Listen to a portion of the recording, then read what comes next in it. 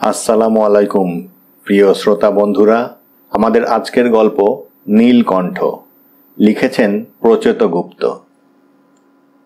এতক্ষণ দাঁড় করিয়ে রাখা হয়েছিল, এবার বসতে দেওয়া হয়েছে।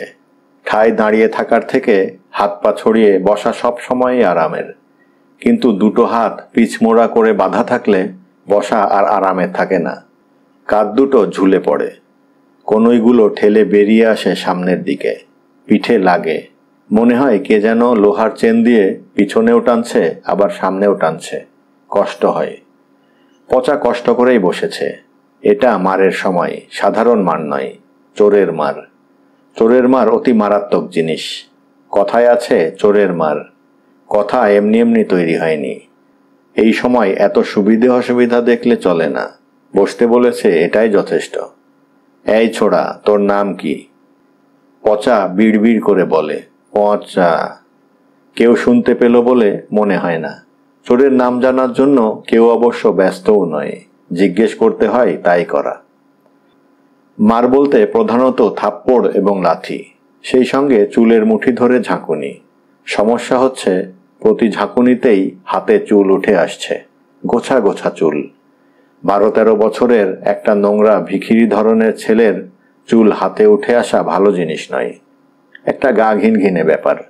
হারামজাদা কতদিন স্নান করেনি তার ঠিক আছে? কোনো ঠিক নেই। করলেও তেল সাবান যে দেয় না সেটা তো নিশ্চিত। মারের সময় তো হাতে শ্যাম্পুর শিশি ধরিয়ে দিয়ে বলা যায় না, যা আগে ভালো করে স্নান করে আয়, তারপর তোকে ঠ্যাঙাবো। বলা যায় কখনো? বলা যায় না। তবে সুসংবাদ হলো খানিক আগে চুল ওঠা বন্ধ হয়েছে। সম্ভবত অনেকটা ছিঁড়ে ওপরে উঠে যাওয়ার পর চুল নিজেই নিজের প্রতিরোধ ক্ষমতা তৈরি করে নিয়েছে। অনেক সময় এরকম হয়। শরীর কিছুটা সময় বাইরের সাহায্যের জন্য হাঁকুপাঁকু করে, তারপর নিজেই নিজের জন্য এগিয়ে আসে। তবে ঘটনা যাই হোক, আসল কথা হলো চুল এবার ধরা যাচ্ছে নিশ্চিন্তে। চোর ঠ্যাঙানোর সময় ঘন ঘন চুলের মুঠি ধরতেই হবে। চুল খামচে ধরে ইচ্ছে মতো মাথাটা ডান দিক বাঁ দিকে, ওপরে নিচে পেঁচিয়ে পুঁচিয়ে ফেলতে হয়। এই ক্ষেত্রেও হচ্ছে। সুবিধে হলো ছোট মানুষ, বেটার ঘাড় এখনো তেমন শক্ত হয়নি, একটা প্লাস্টিক প্লাস্টিক ভাব রয়েছে। মাথা দুমড়ে মুচড়ে দিতে বিরাট কিছু কসরত করতে হচ্ছে না, অল্পেই হচ্ছে। মঙ্গল এবং তার বড় জানকী দুজনেই এই ফ্ল্যাট বাড়িতে কাজ করে। তাদের দুরকম কাজ। মঙ্গল পেয়েছে দারোয়ানের দায়িত্ব। তার চেহারা ভারী এবং গলার আওয়াজ মোটা।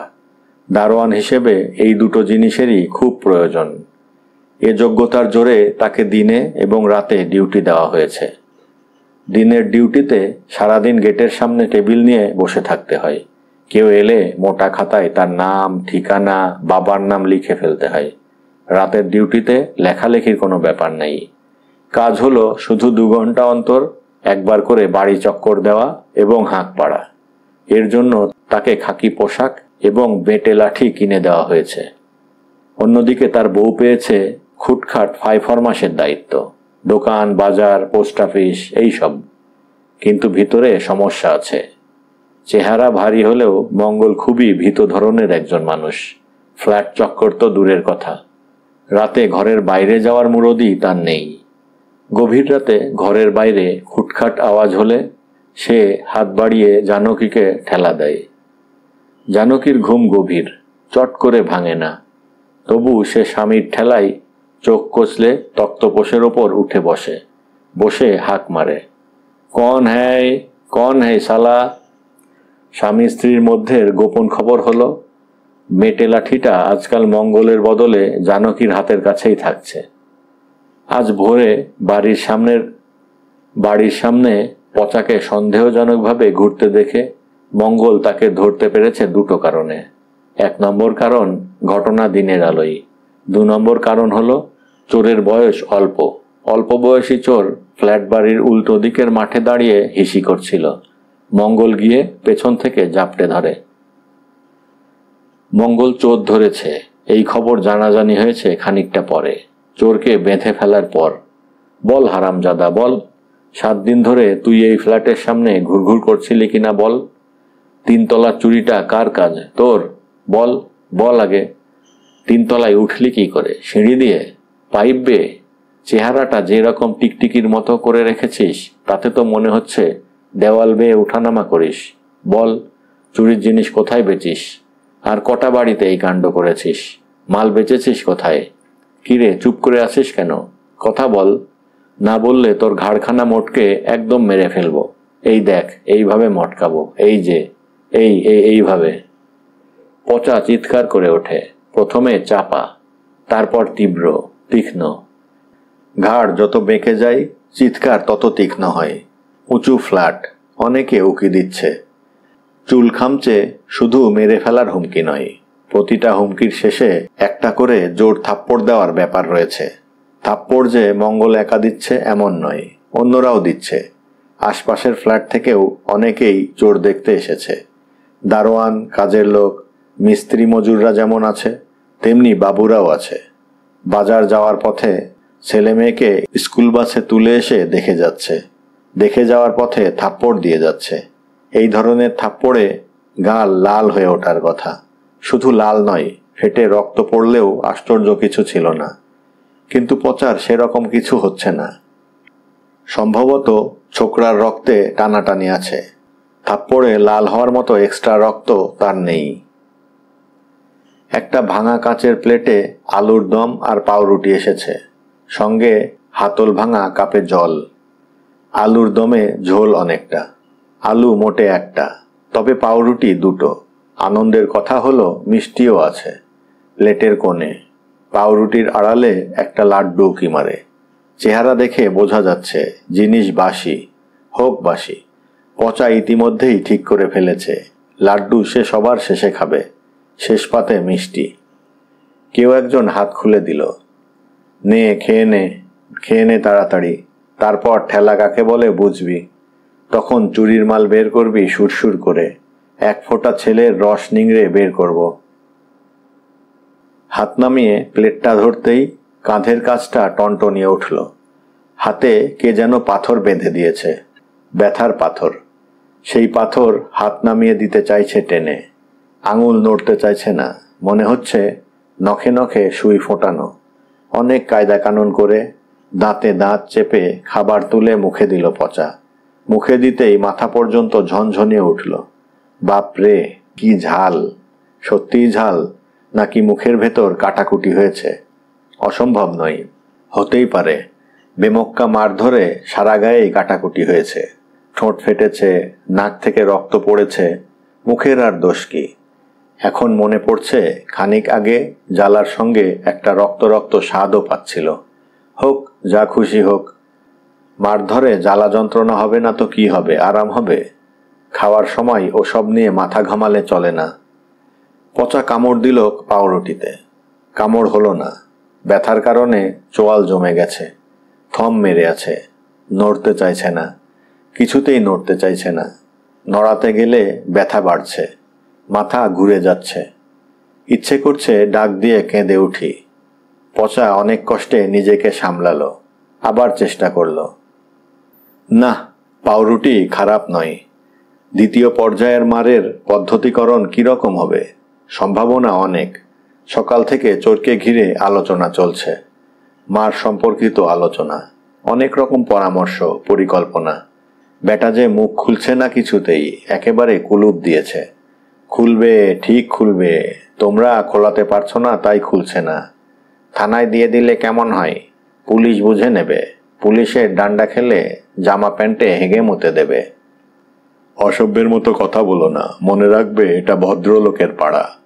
চোর পেটাচ্ছ বলে লাট সাহেব হয়ে যাওনি। পুলিশে দিলে খারাপ হয় না, ভালোই হয়, তবে তার আগে নিজেরা আধমরা করে দেওয়াটাই ভালো। পুলিশের সঙ্গে এদের কনাইভেন্স আছে, বখরার ব্যবস্থা থাকে। তোমরা চলে এলে ছেড়ে দেবে। মনে রেখো, এত বড় একটা বিজনেস এমনি এমনি রান করে না, অনেক ভেবে রান করাতে হয়। ভালো করে ধোলাই দাও, আর যেন এ মুখো না হয়। দোলাই তো কম হচ্ছে না। মনে হচ্ছে কম হচ্ছে না, আসলে কমই হচ্ছে। এরা মার খেয়ে খেয়ে হ্যাবিচুয়েটেড, অভ্যস্ত। আমার ধারণা চোরদের মার খাওয়া ট্রেনিং হয়, এদের শুরুই করতে হয় উপর থেকে। দাদা, সেটা একটা ভুল হয়ে গেছে। আমরা মাঝখান থেকে শুরু করেছিলাম। প্রথমেই হারামজাদার পাছায় মারা হয়েছে। আবার আবার স্ল্যাং? তোমায় বললাম না এই বাড়িগুলোতে ডাক্তার, ইঞ্জিনিয়ার, টিচাররা থাকেন? বলিনি তোমায়? তাদের ছোট ছোট ছেলে মেয়েরা আছে। তারা কি শিখবে? What they will learn? কথা বলবে মুখ সামলে। আর হবে না। তাহলে কি দাদা, হাত পা ভেঙে দেব? বুদ্ধি খারাপ নয়, তবে হাত পা দুটো ভাঙার দরকার নেই, শুধু হাত ভাঙতে পারো। হাত ভাঙলে কি হবে জানো? কি হবে? অনেক দিন মনে থাকবে। তাহলে দুটো হাতই ভেঙে দিতে বলি? বোকার মতো প্রশ্ন করছো কেন? ছোকরার কি 10টা হাত? হাত যখন দুটো তখন দুটোই ভাঙবে। 10টা হলে 10টা ভাঙতে। সামান্য একটা ফচকে চোর কবে কোন ফ্ল্যাট থেকে দুটো ঘড়ি, একটা মোবাইল, দুটো গলার হার চুরি করেছে। তাকে তোমরা এতজন মিলে ট্যাকল করতে পারছো না? টিচিমা গুড লেসন। কি রকম দাদা? আহ, চুপ করো। ইংরাজি জানো না তো, সেটা তো জাহির করে বলতে হবে না। আচ্ছা, ঝোল্লা মারা দিলে কেমন হবে? ঝোল্লা মারা? সেটা আবার কেমন? ঝোল্লা মারা হলো ঝুলিয়ে মার। হাত দুটো বেঁধে উপর থেকে শরীরটা ঝুলিয়ে দেওয়া হবে। ছোকরার বডি দুবলা পাতলা আছে, সহজেই উপর থেকে ঝুলিয়ে দেব। তারপর লাঠি দিয়ে পায়ের তলায়, মাথা পর্যন্ত টং টং করে বাজবে।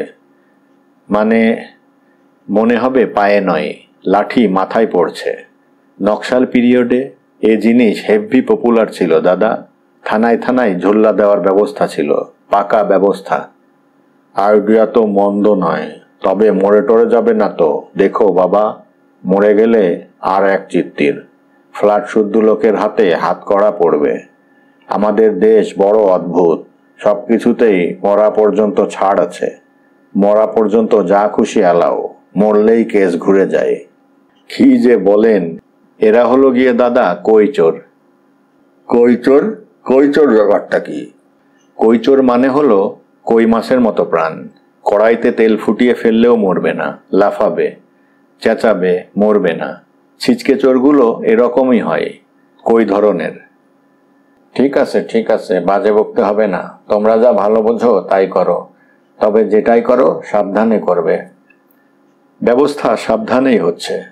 পচা খাওয়া দাওয়া শেষ করে জল খেয়েছে, প্যান্টে হাত মুছেছে, তারপর তাড়িয়ে তাড়িয়ে লাড্ডুটা খেয়েছে, আর পিটপিটে চোখে সেই ব্যবস্থা দেখছে। মই এনে বাড়ির গ্যারেজে উঁচু করে দড়ি ঝুলানো হচ্ছে। মইয়ের ব্যবস্থা করেছে মঙ্গল, দড়িও তার আনা।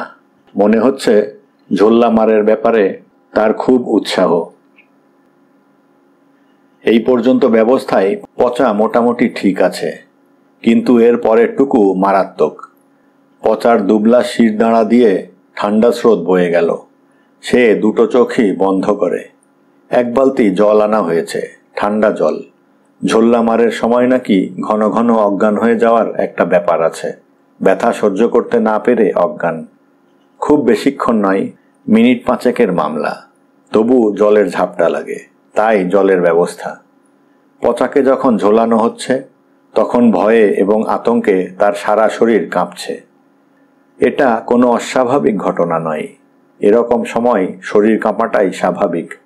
একটু পরে এ ছেলে জামা প্যান্টও নোংরা করে ফেলবে। পচা ফিসফিস করে বলে উঠল, নিয়ে যাও নিয়ে যাও আমাকে। সামনের লোকটা খনখনে গলায় হেসে উঠল, নিয়ে যাও? কে তোমাকে নিয়ে যাবে বাবা হীরের টুকরো? হি হি, একটু পরেই নিয়ে যাওয়া কি জিনিস বুঝতে পারবে। পচা তবু চোখ বুজে ফিসফিস করে বলতে লাগলো, নিয়ে যাও নিয়ে যাও নিয়ে যাও আমাকে। ঘটনা সত্যি। দ্বিতীয় পর্যায়ের মার শুরুর আগেই পচা জামা প্যান্ট ভাসিয়ে বমি করে ফেলল। প্রথমটাই ভেবেছিল অজ্ঞান হয়ে গেছে, কিন্তু অজ্ঞান কোথায়? এই তো দিব্যি চোখ খুলে আছে, দেখতে পাচ্ছে সব। ঝুলে থাকা পা দুটো নাড়তে পারছে একটু একটু। তাহলে তাহলে কি মার এখনো শুরু হয়নি? আয়োজনের কি বাকি আছে আরো? না, তা নয়, মার শুরু হয়ে গেছে। মঙ্গলের হাতে লাঠি, বেটে লাঠি। লাঠি দিয়েই সে মারছে, ভালোই মারছে। কখনো পায়ের তলায়, কখনো হাঁটুতে। বেচারি মোটা মানুষ, এত লাফালাফি কি তার পোষায়? হাঁপিয়ে পড়ছে। কে যেন বলে উঠল, হারামজাদার কাণ্ড দেখো, চিৎকার নাই, কান্না নাই, উল্টে কেমন ড্যাব ডিবিয়ে তাকায়। শালার শরীরে কি ব্যথা বেদনা কিছু নাই? কষিয়ে আরো দুঘা লাগা। কষিয়ে লাগিয়েও কিছু হচ্ছে না। তাহলে কি এটা সত্যি মার নয়, এটা কোনো স্বপ্ন? কিন্তু আওয়াজ হচ্ছে যে, স্বপ্নে আওয়াজ হয় না, নাকি হয়? সে কি এমন একটা স্বপ্নের মধ্যে ঢুকে পড়েছে যেখানে মারের সময় আওয়াজ থাকে কিন্তু ব্যথা থাকে না? আশ্চর্য, খুব আশ্চর্য। ঘটনা আশ্চর্যের হলেও সত্যি। মারে আর কোনো ব্যথা নেই। শুধু তাই নয়, পচার মনে হচ্ছে শরীরের পুরনো যন্ত্রণাগুলো যেন কমে কমে আসছে। কাঁধ দুটো আর ভারী ঠেকছে না, বরং বেশ হালকাই লাগছে, পালকের মতো। জিভের জ্বালাটাই বা কোথায়? পিঠটা যে টনটন করছিল, ওমা কি হলো তার? কোথায় পালালো? মাথার যন্ত্রণাটাও যে উবেছে।